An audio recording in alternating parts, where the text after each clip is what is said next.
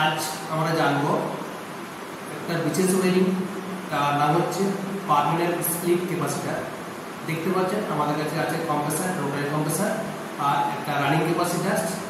এরপর আমাদের একজন স্টুডেন্টস উনি কি করলো, প্রথমে টার্মিনাল ক্লিপগুলোকে আইডেন্টিফাই করে নিল, কোনটা রানিং, কোনটা স্টার্টিং, কোনটা কমন।